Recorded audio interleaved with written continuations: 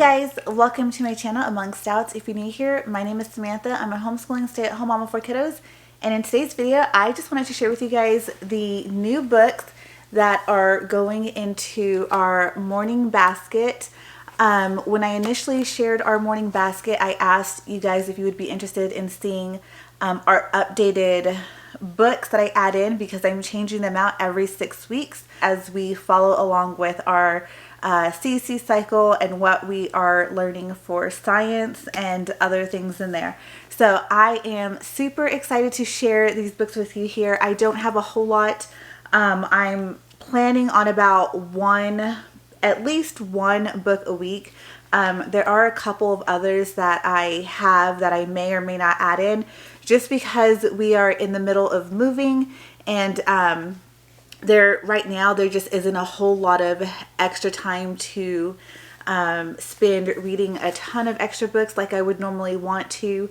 So while we're moving, I think doing one book that pairs with CC and then doing a fall book, that might be all that we're able to get in a week until we settle back down once we are moved. So I have not shared with you guys our fall books yet, but make sure you keep a lookout because that will be uploaded soon. I think it's going to be uploaded right after this video, so keep an eye out on that. I'm going to show you guys all of the things that we have for fall activities and the fall books we're reading. We're kind of taking things a little bit slower and kind of only going to be doing math, language arts, and our fall activities, and probably CC memory work, because like I said, we are in the middle of a move and we won't be settled down until after Thanksgiving. So that's what's going on with us.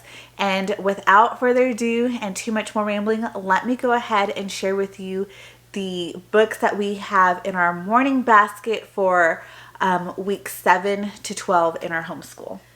What you'll see with these books is a lot of them, the majority of them are geared towards plants, and that's because we're kind of moving on from animals to plants in these next 6 weeks, even though they're both still kind of mixed in here and there. The first 6 weeks had some plant stuff in it, and this second set of 6 weeks have some animal stuff in it. But for the most part, we spent the first part of the 6 weeks reading lots of different animal books, and this second 6 weeks we're going to spend a lot of time reading a lot of different plant books. And then I have a couple that aren't necessarily plant books, but there's lots of plants and nature in these books, and I thought they would be perfect little read alouds for my kiddos. So first and foremost, I got this book on Amazon, and any of the books that I can link for you guys, I will be sure to link them in the description. And the first one that we're going to read and go through, this isn't like a super fun book, but it's really informational, and the pictures kind of draw kids' attention in. And if you've been here on my channel and you saw books that I picked up for our botany unit from Gather on Homeschool, you'll see that a lot of these books are from that. And we're reading them because we actually didn't finish the botany unit this summer. We kind of just put it aside and just had fun this summer. So I thought this was a good chance and opportunity for us to go ahead and read these books. So the first one is Botany, Plants, Cells, and Photosynthesis. And it's book 8 of the Super Smart Science series. And this is just really good.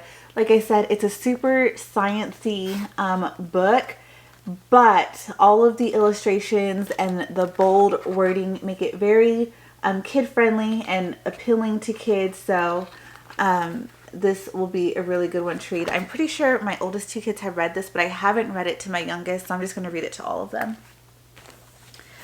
The next book that I have is another like sciencey book, and it's one of the National Geographic Kids books. It's the Seed to Plant. So there's that book here. And then this is one that I picked up from Usborne over the summer. And again, this one has more of the sciencey information, but in a way that's understandable for kids. The pictures and the graphics in here are really nice as well. Like I said, this one also came from, this one came from Usborne. Sometimes you can find Usborne books on Amazon, so if that's the case with this one, I'll be sure to list it. But this is How Flowers Grow. So there's that.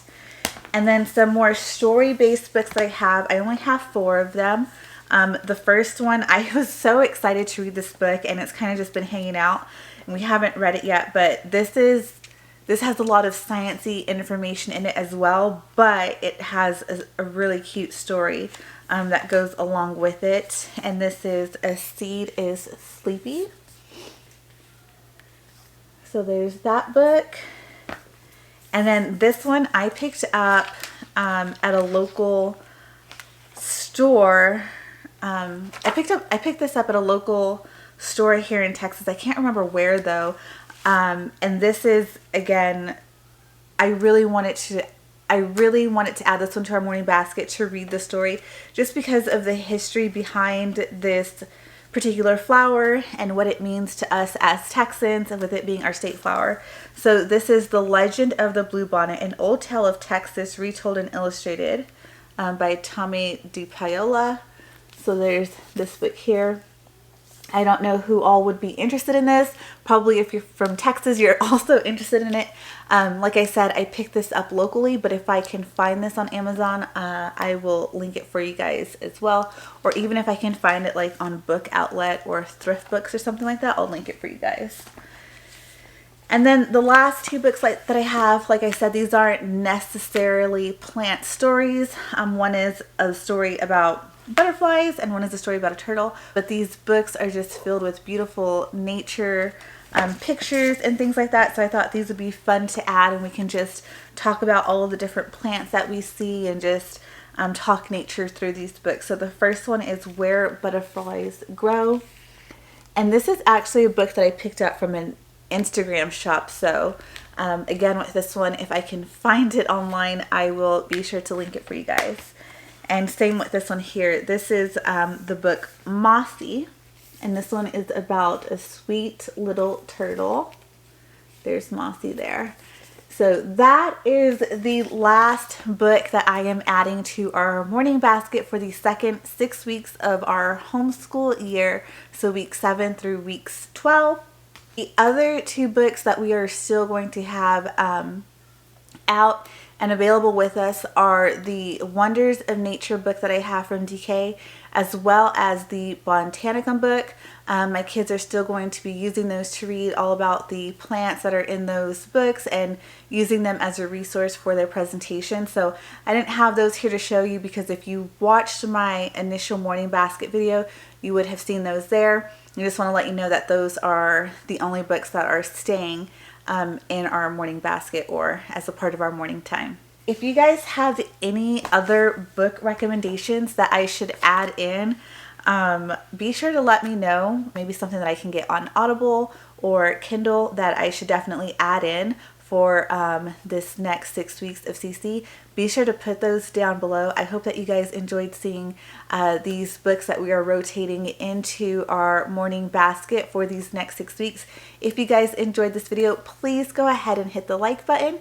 If you aren't already subscribed to my channel, please go ahead and hit subscribe. I would love to have you here as a part of my community, and I will see you guys in the next video.